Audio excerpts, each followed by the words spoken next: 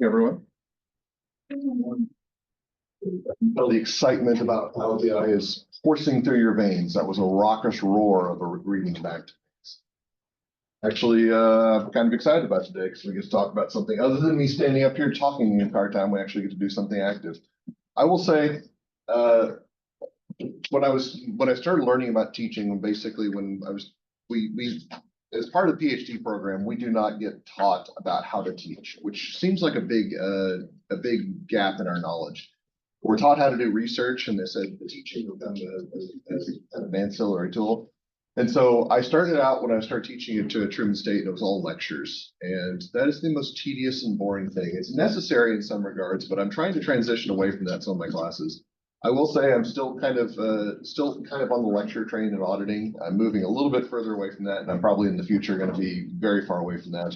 But on the days on Mondays when I have to lecture, my enthusiasm is dim. I mean, my lectures are, I think, a little bit more, what's the word I'm looking for? They tend to be a little bit more energetic than I say other instructors' lectures, but I don't enjoy lecturing a whole lot. I enjoy talking or having discussions.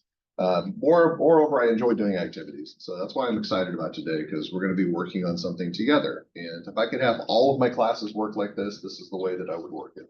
And maybe someday that dream will come true. But I have to pair that with the fact that I've actually got to teach content that's not necessarily teachable through learning activities. I don't know. I have this idea of one day just making my entire class and the entire course a giant escape room. That would be the dream right there. A lot of work, but yeah. And students are already trying to escape the room as it is, so it's kind of a natural inclination. So as you saw, we got the statement up here. Please make sure you have Power BI open and you've downloaded the data analytics demo original from Brightspace. That should be in the week 10 files. Week 10 is time flies when you're having fun, doesn't it? I'm just kind of doesn't seem like we're in week 10. In some ways, it seems like we're still like week 5 or so. Some ways it seems like we're in week 70. Depends on your perspective. But we're going to be talking about visualization today as part of sharing the story, which is basically going to be a continuation of our AMPS model from chapter 10. So just as a recollection of what we talked about last week and how this fits into what we're going to be talking about today. Chapter 11, it's titled Data Analytics and Accounting Tools in Practice. And there's actually a lot of tools that are discussed in the book. A lot of different activities. There's the use of Tableau. They've got some separate Tableau exercises, which is kind of cool. Power BI is what we're going to be doing. I believe also there's some SQL queries. I think this is one of those things that it could have been a choose your own adventure direction. Part of the reason we're doing Power BI is that it's probably available on the Truman State network. So everybody who is in this class should be able to access it, not just through these computers in here, but you can access it through remote desktop. Now, I do want to throw in a caveat to this because this is really important. And so this is not one of those, this will be on the exam important. This is important for your lifetime. So Power BI, if you start using Power BI tools, they update Power BI every month. Microsoft does. They make minor changes and updates every single month, which is great from a user perspective. Basically, if there's an issue that you run into in Power BI and you contact Microsoft and they take that issue seriously, they will fix that problem in a very short period of time. It is a nightmare from a teaching perspective because the version of Power BI that this book uses, the book was written about 2-3 years ago. That version of Power BI is so incredibly outdated that questions that they ask about Power BI and the tools and the tasks they ask you to run through Power BI are no longer as relevant as they are. Now, I want to say that when we start walking through Power BI, the slides have been updated as of last Tuesday. I actually came into this computer lab. I got both on remote desktop and also on the actual computer labs, computers themselves. And I looked at the versions of Power BI and they look consistent, as well as the ones on my computer up here, which I always have problems with the front computer. I think they're all consistent. That being said, you may have to use kind of some of your critical thinking skills or problem solving skills. If you see something that's inconsistent between your display and my display, or something that's inconsistent between your display in here and what you see on remote desktop, do not panic. It's going to be a minimal difference. It's something that you probably can figure out reviewing. I can't account for every single possibility. There could be a situation that comes up where there's inconsistency in what I tell you and what you see. And that is kind of beyond my control simply because of the consistent updates that occur with Power BI. So this is one of those areas that within data analytics, I can kind of guide you some direction, but I won't be able to give you exact information in some regards, especially as the changes occur. I'm relatively confident that about 90 to 95% of what I tell you, fingers crossed 100% of what I tell you, will be accurate, but we will have to talk a little bit about some inconsistencies between past uses of Power BI and what you need to know moving forward. So there's going to be some notes that I'm going to give you that are going to be relevant to your homework assignment and some of the information that you'll have to utilize moving forward. You will be doing a Power BI task for part of your homework assignment. It's not meant to be onerous, but if you don't know the terminology that I'm going to give you, it may be a little bit more that you're ready to bear. So as we're going through this, please make sure you're taking diligent notes on the actual process of Power BI, and I'm going to point out some things that you will need to know. These will also be relevant for the exam as well. Now, before we get started, let's go ahead and review the AMPS model. So AMPS model was our four-part data analytics process model, which we talked about in chapter 10, okay? A was for ask the question. That's basically saying, we have data in front of us. What questions can we ask about data? Which is a very interesting task, and it seems like it's a kind of an afterthought because we haven't really gone into it in detail. But one of the big misalignments that occurs in today's day and age of data analysis is trying to ask questions for which we don't have data for. So not only are we asking the question, but we have to make sure that the data we have can actually answer the question that we're asking. Once we've identified the question or questions we're going to ask, that's when we do move to M, which is master the data. Master the data is effectively that ETL process, extract, transform, and load, where we do the data cleaning. Remember, that's the majority of our chore. We said 50 to 90% of our time is going to be spent on this part of the task. So it's going to be an onerous task, but a really important one to make sure it'll be good information from our data. Then we're going to perform the analysis. That's the fun part. That's where we actually do the data analysis, and we run through some activities in Excel already. We could actually extend that to a part of what we're going to do today. But most of what we're going to talk about today is the one that we have not discussed, and that's share the story. And sharing the story is basically taking all of the analysis and compressing this into a way that's meaningful for people who are interested in this in detail. Now, this goes back to an old thing that we've talked about. What is the purpose of financial statement reporting? And what is the whole purpose of accounting in the first place? We talk about financial accounting as you learned it back in 220. And keep in mind that those financial statements that you see, those 100-page things that are on the SEC website, I'm assuming you've all looked at 10Ks on SEC reporting. If you haven't, it's an adventure, all right? But those things, those massive documents are not even a fraction of a fraction. Well, technically speaking, they are, but they're a minimal amount of the overall data that's provided by the organization. So sharing the story involves some compression, some summarization of data. And so what we have to do is we have to identify what information is relevant, needs to be shared, and find the best way to share that information. And I'm using the term information correctly here because we're actually transforming our data to something that's meaningful. Now, what are some ways that we can go about this? We're going to talk about some very basic methods, some very basic visualization approaches, and understanding what visualization tools are right for the certain approaches are going to be relevant. That being said, when we start on our visualization in Power BI, you're going to say, well, that doesn't seem like the right visualization tool for this task, Dr. Barnes. And I'm going to say, absolutely, we would not use this tool. We're going to use a different one, and we'll talk about how we would use that tool in different areas.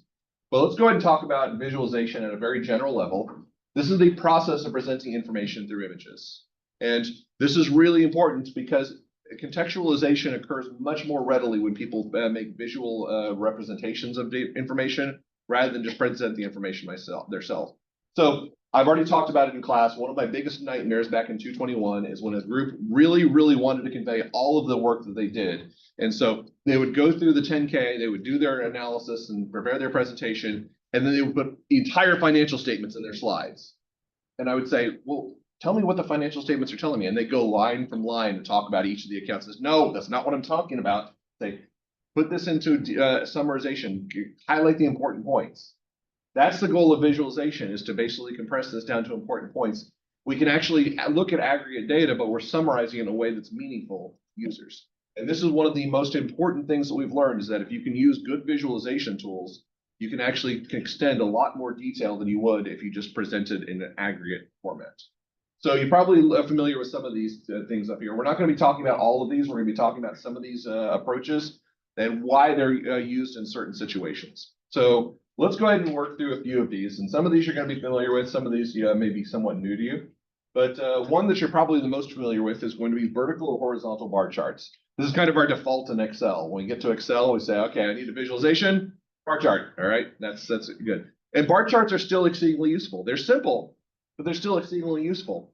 But it's important to understand, when do we use bar charts? And the answer is generally when we're using it for categorizing information. We're trying to determine, we're trying to show representations of different categories. So you can kind of see the examples that are given up here. We identify that different information has different characteristics, like different regional information. We can actually put this in both column and horizontal view. It doesn't really matter.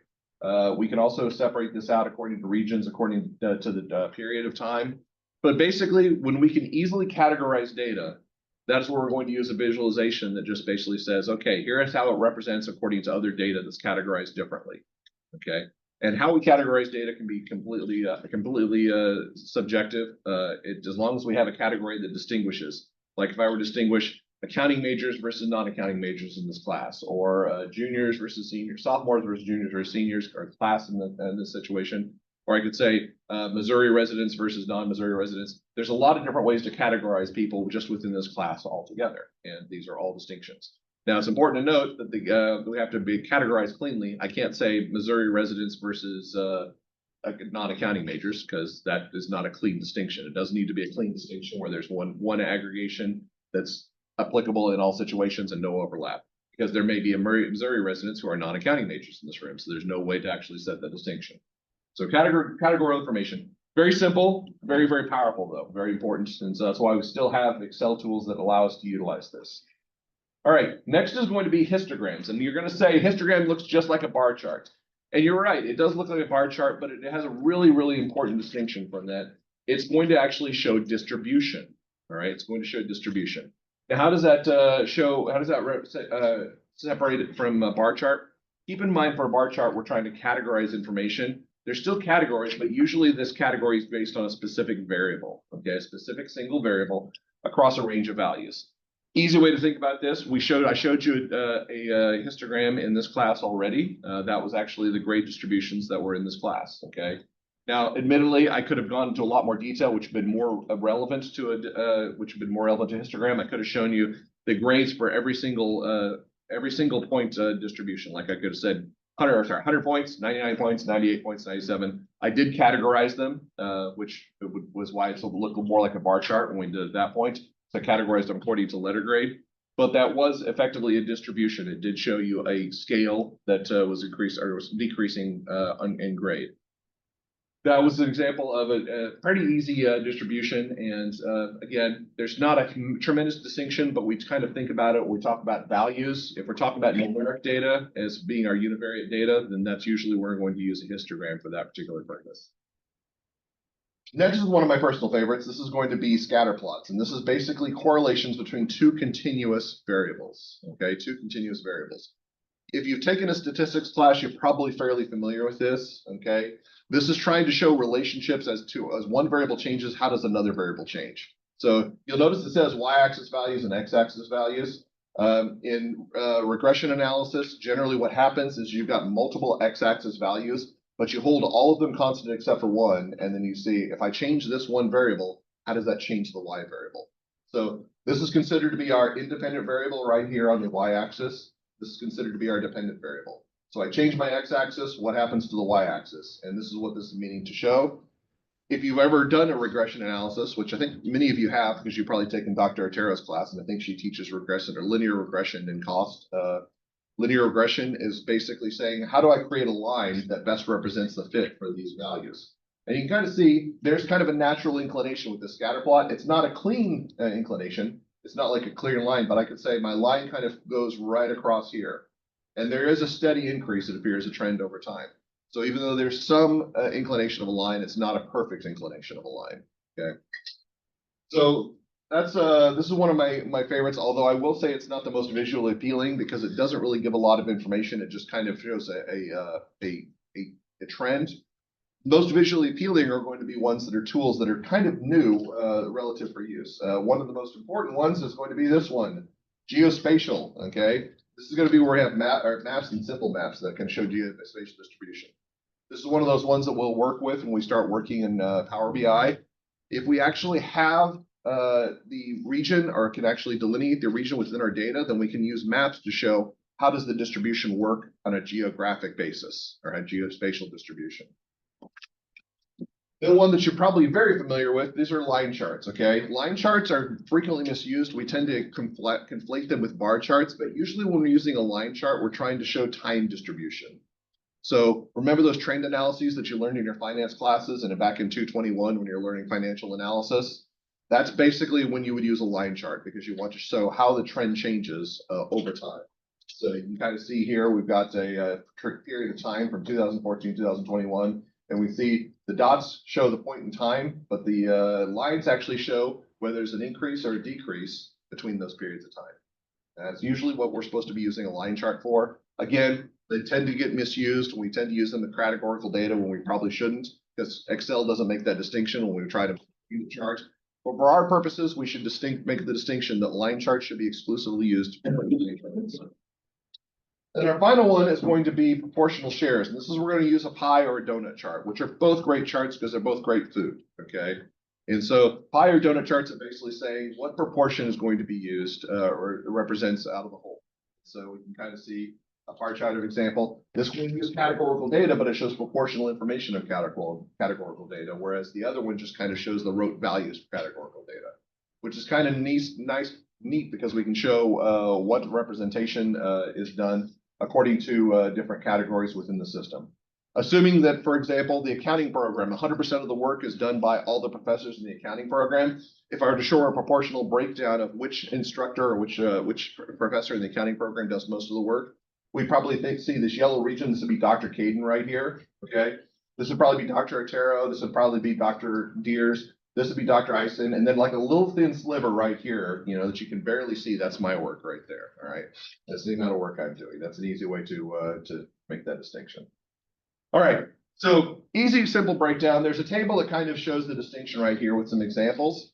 Will there be questions on this exam? Yes, there will be. Probably multiple questions that I will ask you to make the distinction between what type of charts versus what type of data and vice versa. Because I do think this is an important skill to understand. Again, I don't really rely on rote memorization, but I think this should be something that it's fairly intuitive if you know what the charts are used for, and if you can understand the differences between different types of data. So good distinction to make. All right, and that is it for the lecture part. Now we're going to get to the activity part. So we've got a bunch of different data visualization tools at our disposal. Excel is kind of the one that we've been using so far in this course, and we've done some basic visualizations. Tableau is also a valuable tool. One thing about Tableau is it kind of burst on the scene back in the mid-2010s, and everybody was saying this is going to change the future, but it was really expensive. And then Microsoft came along and said, we could package our own visualization tool and improve our subscriptions, and it would just be free with Office. And that's basically where everybody's gone. So it's far more likely that if you go on to use these tools in the real world that you would be using Power BI than you would be Tableau. That being said, learning one tool, the skills will transfer over because they are very similar in presence. I have worked with both. I'm going to throw the caveat out there saying I am not a super user or by anywhere means close to a super user for either tool. All right, I've got some very, very basic skills, and we're going to be walking at a very, very basic level. I would argue that I would suspect there's probably somebody in this room who's got more skills in both Power BI and Tableau than I do. And if that's the case, fine. If this is a review of stuff that you already know and you already know how to do this easily, this will be easy tasks for you to come moving forward. But the whole goal is to actually make sure that we get everybody to at least a working level on this, at least to a very basic. So let's go ahead. Oh, and I do want to throw this out there. Sorry, I just got really distracted. Is it really hot in here, or is it just crazy? Yeah. Okay, I'm not sure what's going on. I was just looking at the thermostat. It's all the way down at the bottom, so it shouldn't be hot in here, but maybe we broke it. Maybe it's just the brain power is just generating so much heat. Oh, goodness gracious. All right, and now I've recorded that for the entire world. All right. So one thing I wanted to note is we do have a Power BI assignment that's going to be a part of your homework. The file that's used for that is a fairly large file. When you start uploading that to Power BI, it will take a while to upload. And I thought Power BI was broken the first time I did it. I just want to throw that out there. That's for your homework file, the homework assignment. The file is large. Just Once it gets loaded, you shouldn't have too much problem because Power BI will be able to utilize it, but the upload process may take 5 to 10 minutes for you to complete that. So please make sure you're aware of that. All right, let's go ahead and let's start our walkthrough. Now, if you've not already started or opened up Power BI, you want to go to your Start menu, and it says Power BI, Microsoft Power BI Desktop, and if you click that arrow down, it will say Power BI Desktop, and you want to have that open, okay? And I'm going to try to jump between the slides in Power BI, because this is where you should be open to if you've opened up Power BI. And if you've not yet, it'll take a second to open up, which is why I'm vamping here. If you've already got it open, we'll just be patient for a second. So basically what's going to happen is we're going to kind of walk through just some basic import procedures. We're going to talk through some of the displays, and then we're going to talk about how we can actually create very basic visualizations in Power BI. And again, this is just a starting point. I'm not going to tell you that you're going to be a master of Power BI. I don't want anybody changing their resume in the future saying advanced skills in Power BI because of Dr. Barnes' class. I will dispute that, okay? I will call your employer and say, yeah, the advanced is wrong. If they've got advanced skills, it was not because of my class, okay? But this will give us a starting point, and you will see some of the power that Power BI allows us to do, no pun intended. All right, so let's go ahead, and we're going to import our data analysis demo original. And you will notice that I've got highlighted the Excel tool here. So if we go to Power BI, we can see a whole bunch of different import tools. Having more import tools available for analysis and visualization packages is extremely important because not everybody will subscribe to the same data set. We're going to be using a basic one. We're going to be using Excel, but there's a lot of different opportunities that we have for how we can import data. And so having a wider variety is going to be available to us is going to be very important. So click on Excel Workbook, and hopefully it will say something about dark mode, and you're going to say, no, thank you. I don't need that update.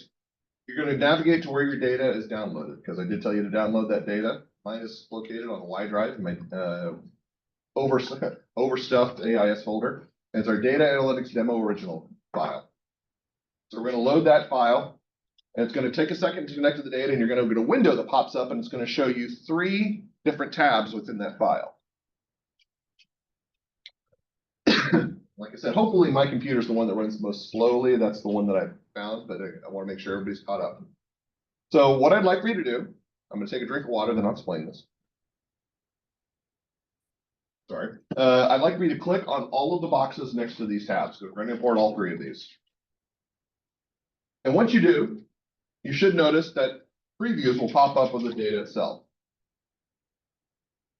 And we got customers, orders, and stores.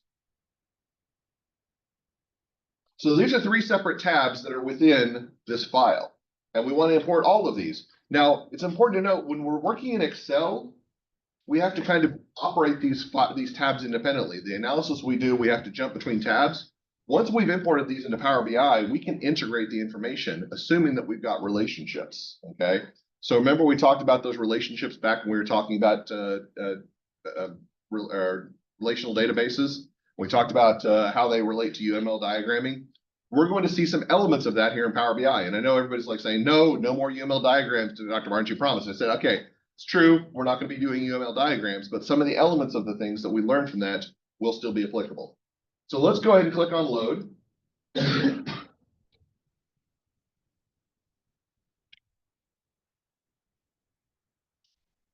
going to take a second to load information up, and you should have a data window that pops up over here. And I want to talk really quickly about this data window once we get to that. All right. So once this data window pops up, you've got your tables here. And this is a list of the 4 tables. You will notice there are arrows next to them. If you click on one of the arrows to the left, it'll drop down and show you all of the fields that are within that table. So let's just go ahead and make sure that we're consistent with understanding of how this relates to a relational database. Remember, in Excel, our tables are tab, our records are going to be those rows, and then our attributes are the columns, those fields, okay? Same thing holds true here. Here are our attributes that are listed here. These are the tables, and then the data is actually contained within the file itself, okay? The rows, the records of each of those. So we can't pull out individual records, at least not from this view, but we can actually parse based on information that are within the attributes in the tables themselves. Also, you will notice here that we've got the visualizations. This is where we're going to create our visualizations, but we're going to specify that in here in a second. Where we're going to work through right now, though, is we're going to talk about what are the different views that we can take of data. This is our report view. So report view is where we're actually going to maintain our visualizations. This is where we're going to create our visualization. So think about it. You're creating a report for an external party, and you want to create a bunch of visualizations to report on. All right. So in the report view, this is where we create visualizations. This is going to be where we end. This is where we default at to start. We're going to come back to this. We've got 3 other views that we need to talk about. Okay. This is our table view, which we're going to move to in just a second. We're going to move to shortly. I want you to note this because this will be relevant for homework.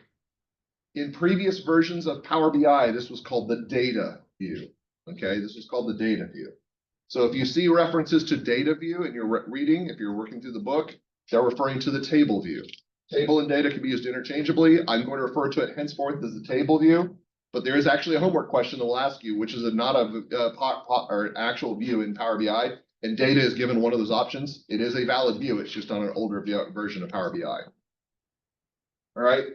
This view that we're about to go to is called the model view. And I want you to note for this, take a note of this. This used to be called the relationships view. And we'll see why that's called the relationships view in just a second. But again, those 2 terms can be used interchangeably as well. I will henceforth refer to this as the model view. But if you see this in your reading or your homework and it says relationships view, this is what it used to be called. This last one's a fairly new one, and I want you to go ahead and click on this. It's called the DAX query view. Okay.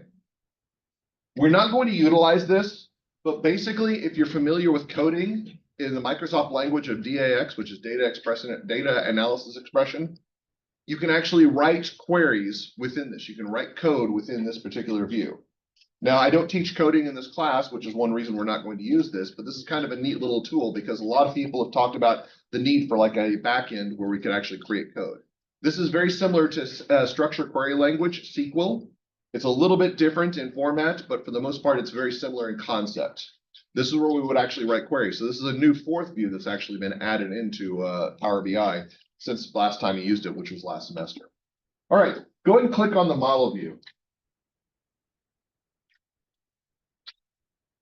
So interestingly, if we look at the model view, and I'm going to make this a little bit more visual. You can actually zoom in and zoom out by holding that control and using your mouse wheel. So we've got our 3 tables here, and you will notice that they're trying to depict relationships between these 3 tables. And Power BI is very, very good at performing this. So I want to talk about what's happening here. In order for our tables to work, we actually have to have relationships between those tables, which we talked about already in relational databases. Remember those things called primary keys and foreign keys? In order for our data to link to one another, we actually have to be able to find ways to link the data. Now go ahead and highlight on this first arrow right here, and it's going to be between customers and stores. And you will notice that when you highlight on that association, that it actually looks at store identifier in both files. So let's make some interpretations of this real quick. So there's a lot to absorb in just this little piece of information. First of all, store identifier in one of these files is a primary key, and one of the tables is a primary key, and the other table is a foreign key. And that's how they match this information. Presumably, primary key is in the stores file, which makes sense because you would want to have store identifier as your primary key in stores. And it's a foreign key in our customers file. You also notice that there's an arrow pointing from stores to customers. That's how you can tell which one is the primary key to the foreign key. This is actually designating the direction of the linkage. Saying store identifier is coming as a primary key and moving into customers as the foreign key. Also, you will notice that it looks like that there is a 1 and a star next to each of the tables. Does anybody guess what those are? Those are multiplicities, okay? Specifically, those are actually the maximum multiplicities. They don't actually specify the minimum multiplicities, but these are our maximum multiplicities, and these are just the same representations we learned in the UML diagram, which makes sense, okay? Because stores can have 1 customer, probably not a store if you don't have a customer. So a minimum of 1 customer and a maximum of many customers, all right?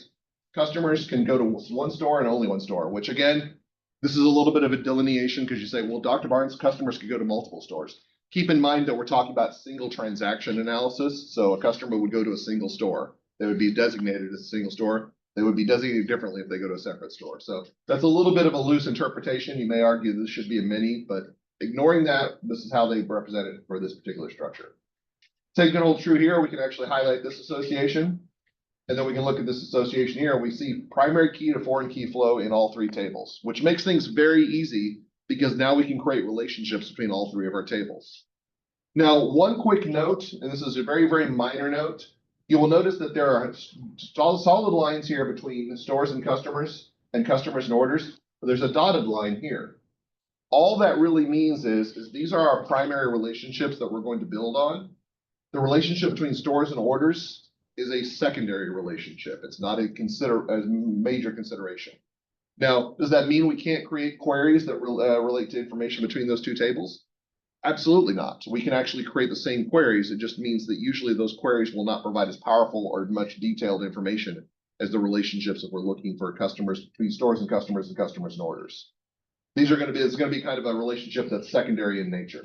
All that basically interpreting Power BI took from the tool, okay, took from the Excel tool that we created, which is kind of neat. It's kind of neat that Power BI did this. Now, the question will come up, can we manipulate these ourselves? And the answer is yes, you can actually manipulate these if you want to. You can designate which should be the primary key and foreign key. You could designate which direction the relationship should go. You should actually designate multiplicities. I will say that in this time that I've used this, I've only used Power BI probably outside of this particular exercise. I've only used Power BI a half dozen times. I have never had a situation where the model view was interpreting the information incorrectly. Okay, it usually does a pretty good job, especially as we start getting tools advanced. I know there's an integration with Copilot in Power BI, which means that it actually has some AI tools that are doing the analysis. In very, very new versions, there's a Copilot button up there. I think there may be one in a different view, but it's not currently integrated in the Truman system, which sadly we can't explore how Copilot can actually interact with Power BI. But maybe in the future, we'll see what happens.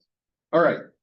So want to make sure we look at this. Power BI is generally going to do a good job of this, but we want to make sure that we understand and can depict our relationships. Overall, I'm pretty happy with this representation. I think the multiplicities make sense. I think the directions make sense, and the primary key and foreign key are very clearly identified, okay?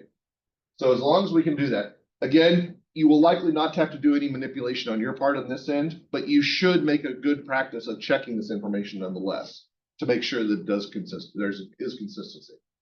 All right, next let's go ahead and go to table view.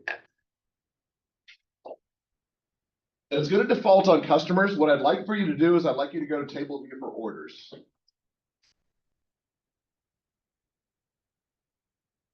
All right, so this is basically showing our records. This is showing that record representation. So we do have our list of records information, and we can review that detail just by scrolling down the same way we could in an Excel file. Now, this is an interesting point that was made last year during one of the TrueBiz forums. A lot of the executives were talking about some of the problems with Excel.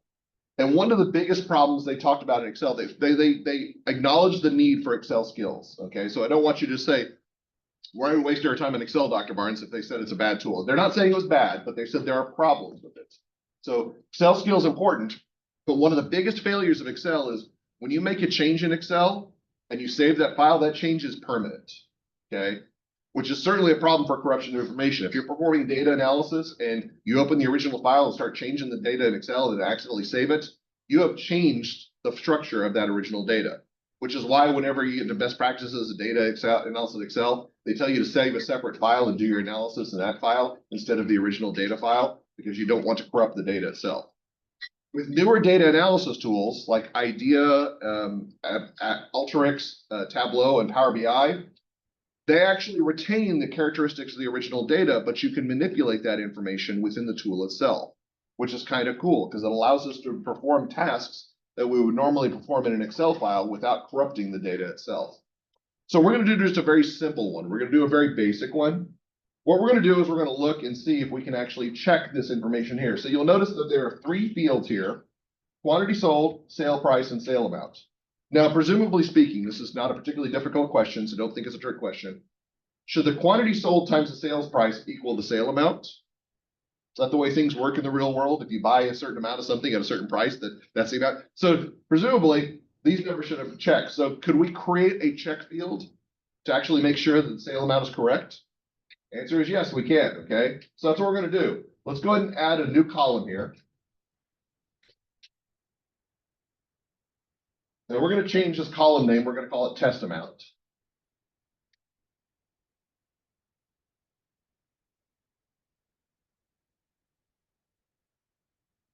And there's a few ways you can do this. You can actually type in a letter Q, or you can type in a letter O, either one.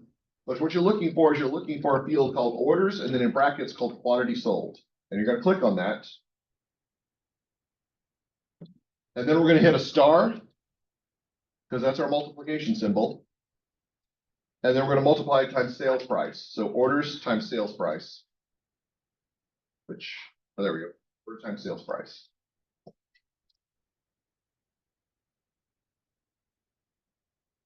Once you've got that formula in, test amount equals orders quantity sold times orders sales price. Once you got that in, go ahead and commit that. And we've got a new column now.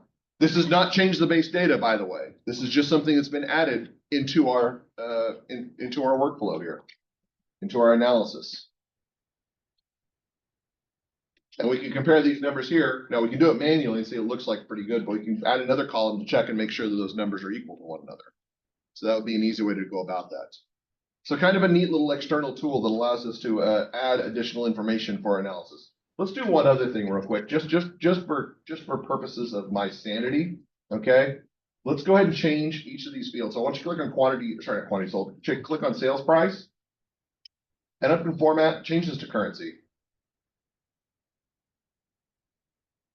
And do the same thing for sale amount and test amount.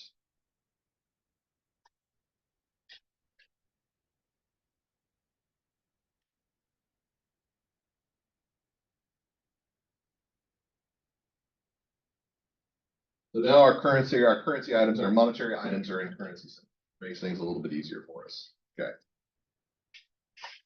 All right. Now, as I said, we're going to go to visualization. Now we're going to start out walking before we start running.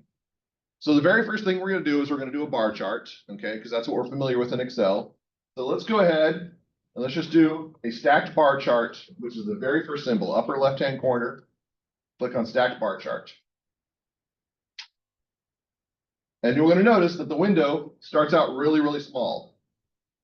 Now we're going to expand this window, and there's a few ways that you can go about expanding this window, which is kind of neat. It's not going to seem neat right now, but it will be neat. So I'm going to explain what I mean, okay? If you drag this small corner, you can actually see the manipulation symbol. So once you have those arrows moving around, you can actually expand the view of this, okay? Now what you could do, if you really wanted to be snazzy, you could actually expand it out into quarters, and you could create 4 different visualization in quarters. You can actually create it this way in halves or halves this way. For our purposes today, we're just going to create a single visualization. Now, the reason I mention this is that you may want to utilize this tool for future visualizations, such as your homework, actually create multiple visualizations simultaneously. But we're just going to create a single visualization that's going to take up our entire screen.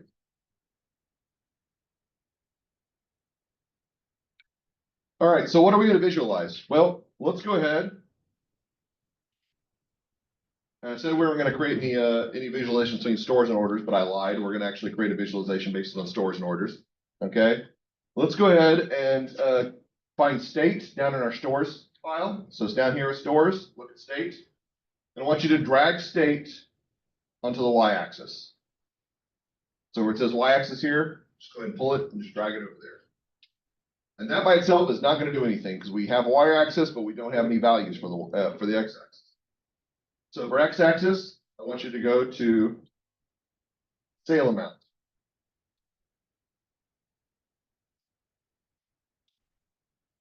And now we have a basic visualization. It actually shows us the sale amounts for flowers in every single state. It's kind of hard to read because of the screen size. Oh, there's the Copilot button there. Okay, yeah. So we do have the integration here, but actually I don't think we've got the button. We don't have the full integration. If you click on it, it's probably likely going to say, yeah, we can't access Copilot, at least not in this tool. Contact your administrator. Our administrators have plenty on their hands right now with us having to out Copilot. All right, so let's go ahead and let's clean this up a little bit. We're just going to work with this basic visualization, but we're going to do some tricks with it, okay? So what I'd like for you to do is we're on visualization right now. This is what these bars mean, and this shows the tables. Let's go ahead and click over here to format. This is our paintbrush. It's what it's kind of refers to. If you look in the book, sometimes they refer to it as paint roller. That actually used to be what the tool used to look like. But we're going to look at the paintbrush. So we can actually manipulate the data and manipulate our view on our information in multiple ways here. We're just going to do something very basic because we don't have a lot of time and don't want to go in a lot of detail. I'd like to click on the General tab. So we have Visual, whereas we're default, and we're going to click on General. And then I want you to click on the down arrow to title. And let's just change our text. We're going to get rid of sum of, and we're going to change this to sale amount by state. I'm going to capitalize to make it look fancy. If we can't do anything else good, makes things look fancy. Makes people believe you know what you're doing. Yes, you can quote me on that. Let's go ahead and change our font to Calibri and make it 20 point. We can also bold it. Again, if you don't follow every single one of these steps, this is not something I'm grading you on. This is just for routine, just for context. Change our horizontal alignment to center so we can have our title in the center instead of over in the upper left-hand corner.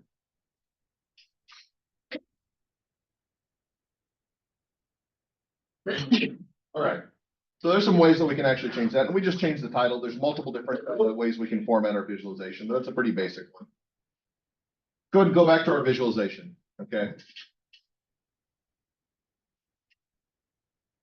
Now, where a visualization becomes really powerful, this is not any different than what we can do in Excel, okay? And I'll tell you right now, this is not impressive, all right? Now, the back end of this is really impressive, and what we can do with this potentially becomes a lot more impressive when we think about how we can manipulate this using real-time data. We've already seen some examples of this when we did our pivot chart in Excel. So let's do something similar to that here in Tableau. And like I said, once we actually get into the weeds on this, which is far more we're going to go to in this class, once you get into the weeds on this, it becomes a lot more powerful how we can utilize this information. So I want you to go ahead and select flower name, and I'd like you to drag it to filters on this page. Now we can actually add filters to all pages as well, but we only have a single page, so there's no real point.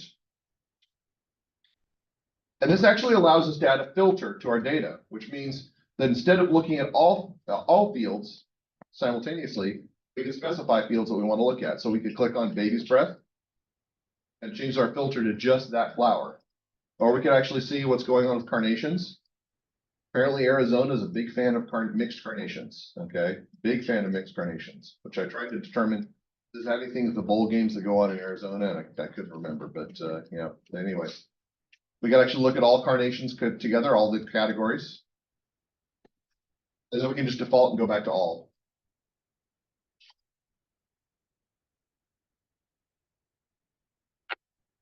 Now we've limited our visualization to very basic visualization, but there's a lot of options here, okay? And this is technically categorical data, but one of the things you may say is that this also looks like geospatial data. And I always hesitate to use this one because I've had bad experiences on this particular computer. But let's go ahead and click on the map. I'm confident, I'm optimistic, but not confident. We're gonna do the filled map. And it looks like it worked on this time. Last time I did this, like last semester, it didn't work on my computer, okay? It worked on everybody else's computer, but it didn't work on my computer. If we wanted to go into a little bit more detail, we could add different colors for different volumes of sales and actually add a lot more detail. This is kind of a weird distribution of sales, by the way. It looks like, you know, they're on the West Coast and then the South. Like they're really ignoring the Midwest, okay? Nothing really exciting goes on the Midwest. And so, yeah. And this was sort of like just like this complete and total, I guess flowers don't grow here. Who knew? Anyway, some interesting things we can do with the data if we go into depth. And like I said, I could actually waste a lot of your time going into the detail on this. This is really all I want to go into this, to depth about. The primary factors being noted is that we actually have those three aspects that we can actually look at for our data, okay? The different views. Those views create a lot of versatility and a lot of ability to prepare visualizations that are not available in other packages. Now, before we finish up, I want to do two things. First of all, I want to show you how to save your data, which is going to be really important because you're going to have to upload a Power BI file as your submission for your homework. So let's go ahead and go to File. We're going to Save As. And you can browse your computer. And it should be a PBIX file, .pbix. I'm just going to rename my class demo file, which is an old file that I was using earlier in the semester. I'm just going to call it right over that. You can see right here, there's a file here for the problem 4, chapter 11, or chapter 11 problem 4 file, which is your homework. So I've worked on that as well. Save that. And then you've got your homework file. Now, the good news is that you've got your file now that you can refer back to, as well as this lecture to see if any steps that were missed and figure out what you need to do for a particular task. As a quick reiteration of basically all we walked through, I did talk about all these steps in the slides for the most part. So there's just a real quick summary of things that you need to know. So first of all, we connected the data. That's our import of the information. We need to review the data to determine how the tables link. It's really important to note, if you do not have proper relationships among the data, you cannot link the data.